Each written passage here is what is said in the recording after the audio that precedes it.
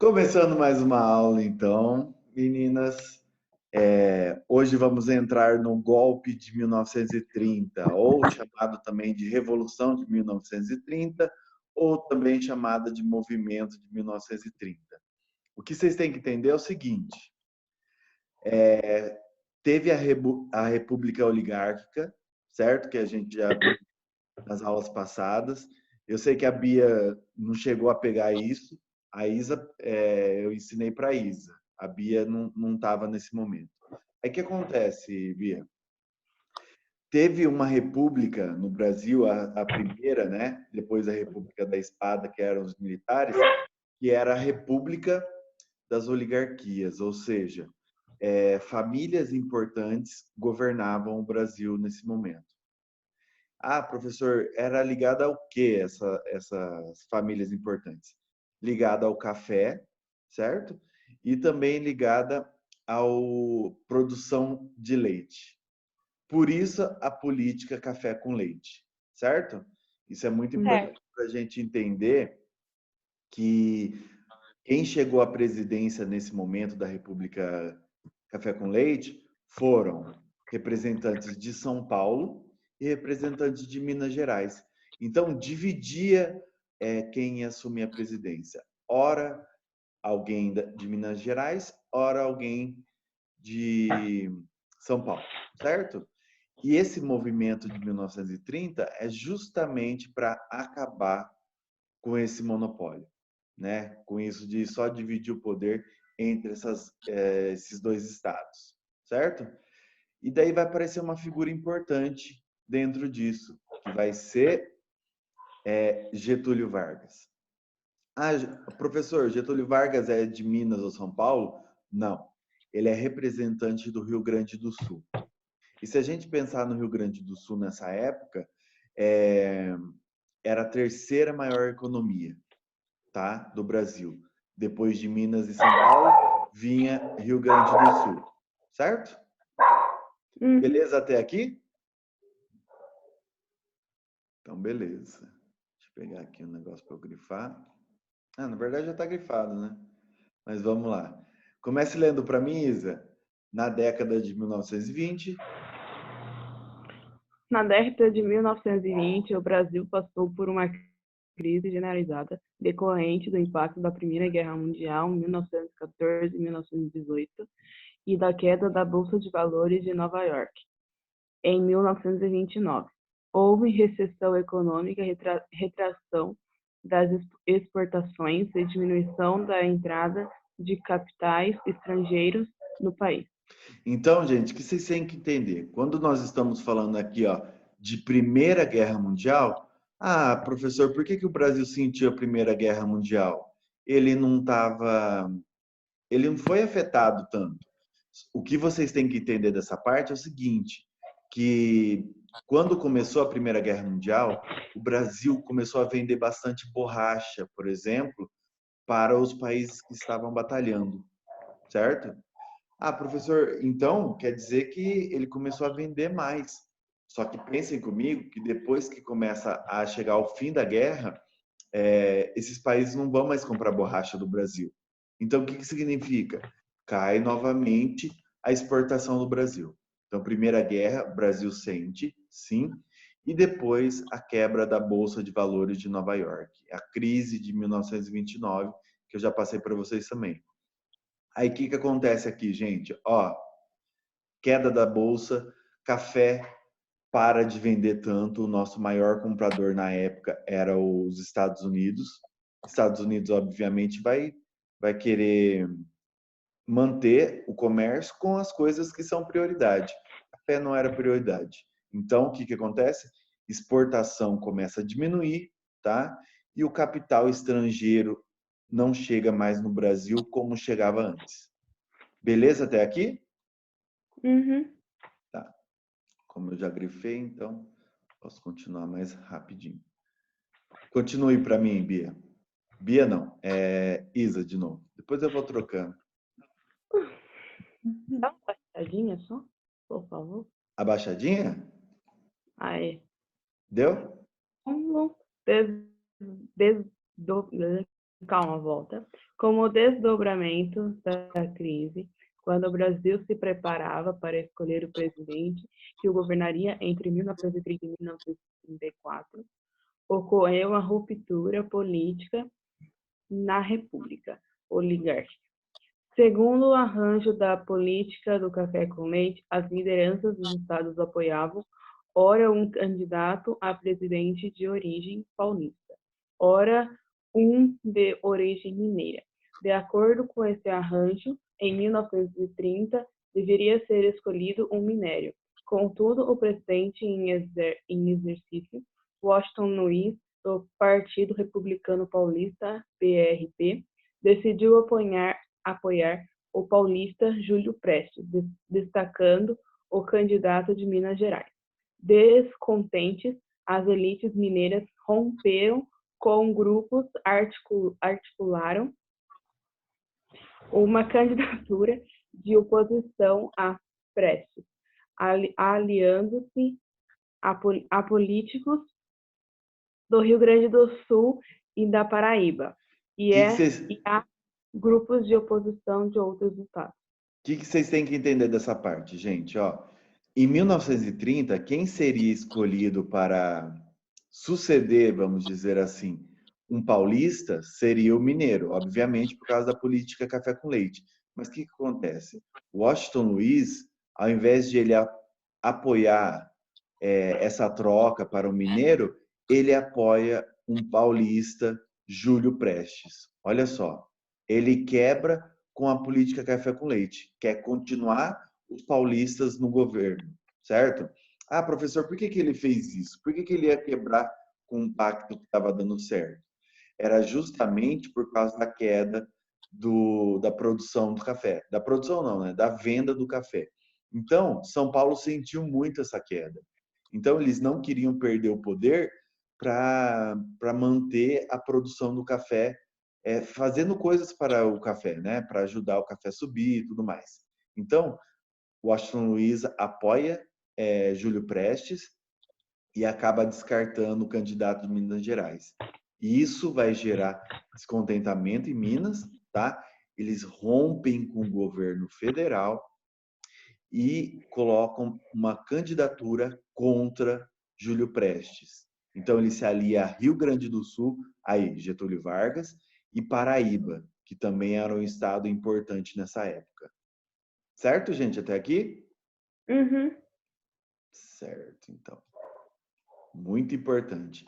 Porque isso mostra o quê? Mostra que São Paulo quebrou com o pacto café com leite, né? Ambicioso, né? Quis continuar no poder e acabou tendo problema, certo? Aí cria a Aliança Liberal. Leia para mim, Bia, por favor. Formou-se desse modo a chamada Aliança Liberal, que indicou a candidatura do gaúcho Getúlio Vargas para a presidência e a do paraibano João Pessoa para a vice-presidência. Essa chapa contou com o apoio do movimento tenentista, das camadas médias urbanas e dos trabalhadores, descontentes com o predomínio político dos grandes fazendeiros.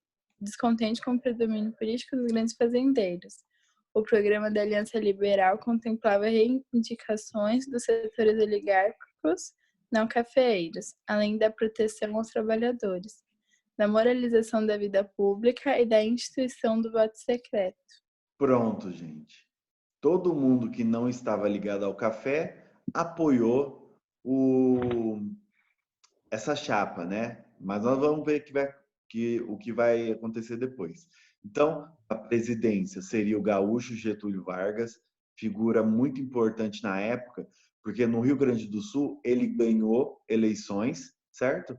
E ele conseguiu equilibrar o poder. Ele conseguiu ajudar muitas pessoas no Rio Grande do Sul. Aí seu nome cresceu muito, né?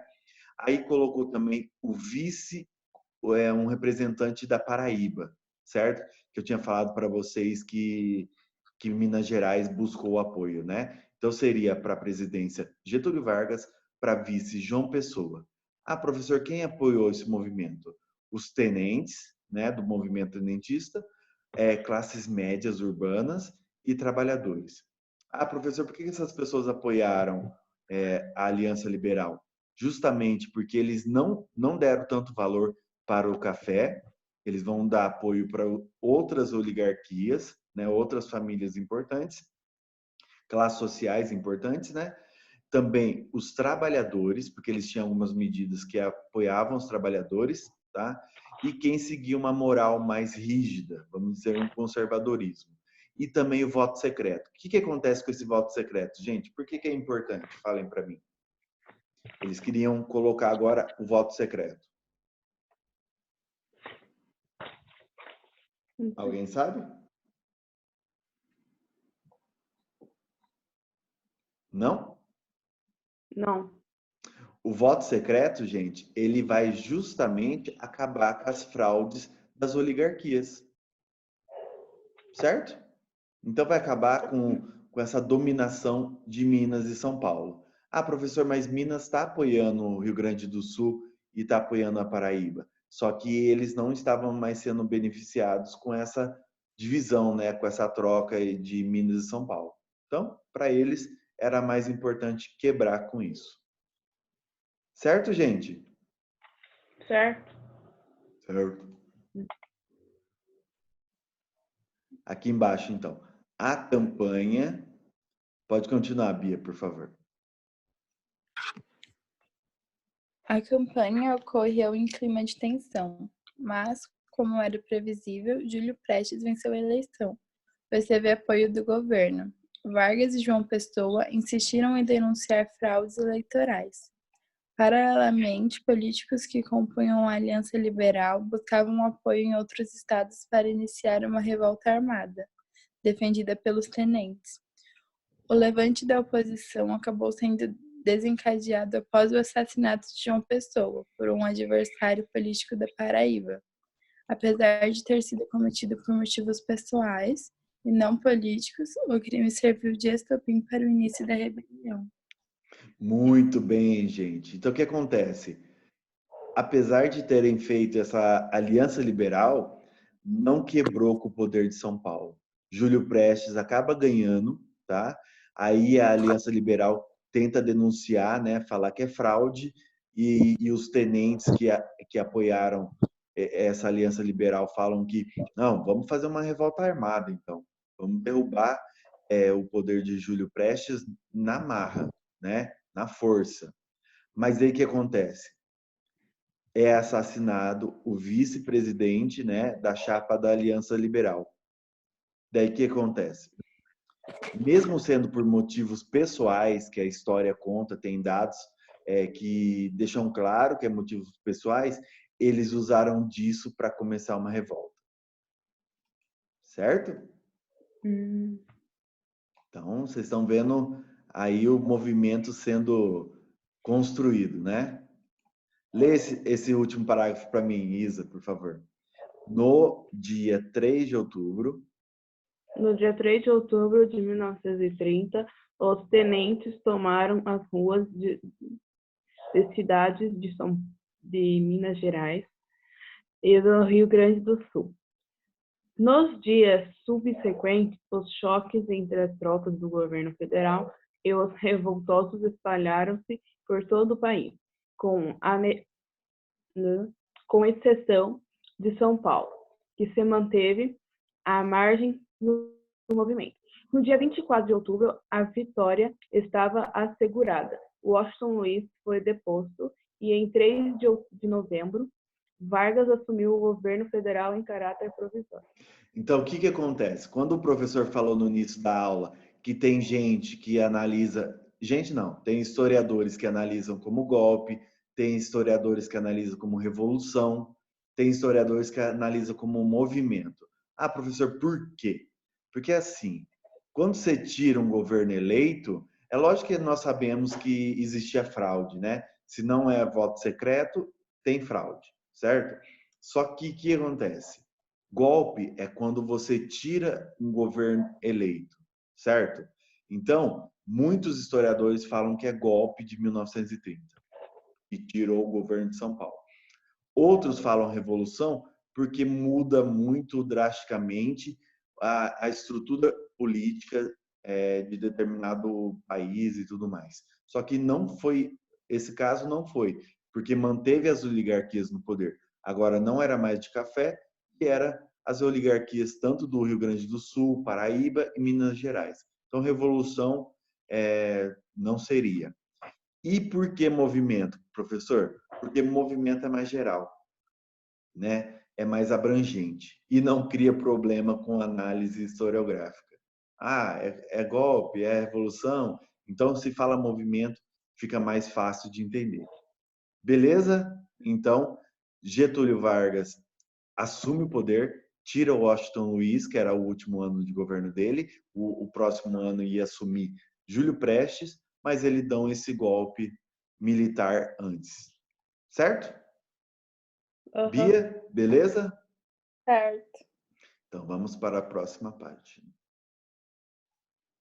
Agora era Vargas. Importantíssimo.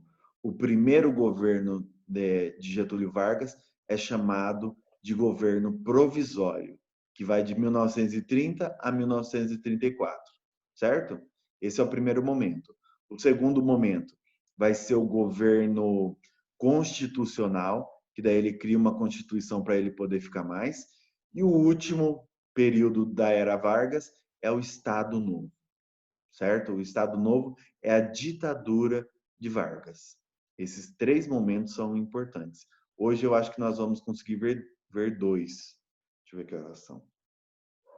Ah, não passou muito tempo. Vamos lá, então, governo provisório de Getúlio Vargas. Comece para mim, Bia, por favor, esse primeiro parágrafo.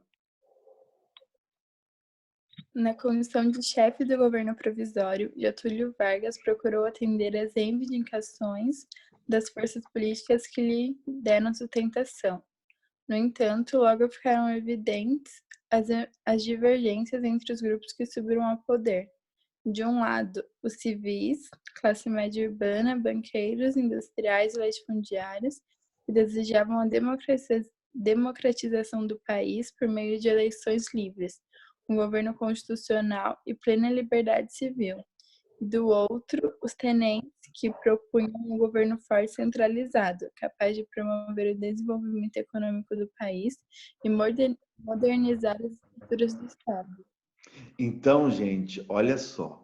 Ganhou Getúlio Vargas, agora tem que arrumar a estrutura do governo. Ah, professor, como que eles vão fazer isso? Na verdade, foi bem difícil por causa dessa divergência. De um lado, pessoas defendendo a democracia, né, que Getúlio Vargas tem que ficar realmente provisório e já chamar eleições livres, tá? Isso, e ter uma constituição seguindo os moldes de uma democracia. De outro lado, os tenentes, né, a ala militar, eles acham que não necessariamente precisa ser uma democracia, precisa ser um governo centralizado, forte, que ele impõe o que a sociedade tem que seguir. E também desenvolver a economia do país, né, para sustentar esse governo forte e modernizar a estrutura do governo, do Estado. Ok, gente? Vocês entenderam as duas divergências? Civis, democracia, tenentes, fechamento, né? Governo forte. Uhum. Certo. Essa parte é muito importante. Na verdade, era Vargas é muito importante. Você já grifou, Isa, essa parte, primeiro parágrafo? Já? Tá bom, então. Vou continuar aqui embaixo, ó. Leia para mim, Isa, por favor. Uma das primeiras medidas do governo provisório foi baixar o decreto número 19.398, que dissolveu o progresso legislativo nas instâncias federal, estadual e municipal até que fosse eleita a Assembleia Constituinte. Dessa forma, Vargas acumulou os poderes executivos e legislativos. As leis que antes eram elaboradas e aprovadas pelo Congresso passaram a ser criadas e aplicadas diretamente por Vargas, que governava por meio de decretos-lei. Gente, olha o que ele fez. Ele foi mais na ala dos tenentes, né? que ele fez a primeira medida? Dissolveu o poder legislativo. Então, os deputados e senadores que criavam leis não eram mais eles que iriam criar a partir desse momento. Quem iria criar a lei e executar a lei era Vargas. Então, o que acontece, gente? Fechou a democracia nesse primeiro momento, né? Decreto-lei nada mais é que você cria a lei e já aplica, né, dentro da Constituição. Uhum. Entendeu, Bia? Sim. Começa a fechar então a democracia aí. Pode ler o próximo também, Isa. O chefe. O chefe de governo também substituiu os antigos presidentes de estado por intervenções, estados por Interventores. interventores federais, muitos deles militares indicados por ele. O aumento dessa influência de Vargas gerou muito descontentamento nas oligarquias estaduais, principalmente de São Paulo. Pronto. Ele fecha ainda mais a democracia. Ele tira os presidentes de estado, como se fosse um governador, entre aspas, e coloca interventores federais. Ou seja, pessoas de confiança dele, ele coloca em cada estado para fiscalizar, certo? E daí que acontece a partir disso? As elites dos estados, né, principalmente São Paulo, vão ficar descontentes. Beleza? Uhum. Tá, vamos ali. Agora começa o movimento constitucional. As pessoas começam a buscar uma constituição para tentar impedir esse fechamento da democracia que Vargas estava fazendo. Então, inicia para mim, Bia, como reflexo. Como reflexo da crise de 1929, o preço do café despencou no mercado internacional. Tentando diminuir a oferta do produto para conter sua desvalorização, o governo comprou e queimou milhares de sacas de café, além de proibir novas plantações. A elite cafeeira viu seu lucro diminuir, enquanto milhares de camponeses que trabalhavam na lavoura perderam o emprego e migraram para as cidades. Pronto. Pegamos a parte importante. Gente, em julho nós temos um feriado por causa da Revolução Constitucionalista de 1932, que São Paulo começa a se revoltar contra a Federação, contra Vargas, por causa de tudo isso que está acontecendo. O café começa a perder valor, o governo realmente não dá uma estrutura para o café se reerguer, aí eles começam a ficar revoltosos. Na novela que acabou agora, gente, eu não lembro o nome, que fala, uma novela de época que estava passando na Globo, mostrou essa revolução. Mostrou o filho da mulher lá, como que é o nome? A Pires lá, Glória Pires, eu acho que é. Então, o filho dela na novela, ele vai para essa revolução constitucionalista, em que o São Paulo manda seu povo, né, enfim, os paulistas, para batalharem contra a federação. É esse movimento que nós estamos falando aqui nesse movimento constitucionalista. Ok? Ok. Tá bom, então. Então, gente, ó, esse é o problema que está acontecendo aqui. São Paulo começa a perder lucro e eles começam a reivindicar, né, a ficar bravo com tudo isso que estava acontecendo. Pode ler para mim, Bia, novamente. A situação. A situação política estadual também era tensa. A nomeação do tenente João Alberto Lins de Barros, veterano da coluna Prestes, como interventor do Estado frustrou o Partido Democrático de São Paulo, que havia apoiado o movimento de 1930 e esperava alcançar o governo. O Partido Democrático aliou-se ao velho Partido Republicano Paulista.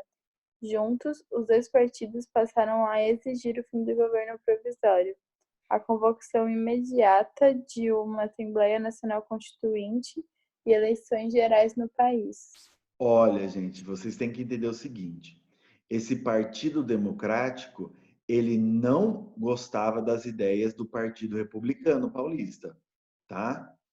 Eles só se aliaram porque os dois foram prejudicados, certo? Os dois foram prejudicados pela política de Getúlio Vargas. Aí o que ele faz? Os dois se aliam, tá? Os dois partidos na sua ala paulista e começam a exigir o fim do governo provisório, certo?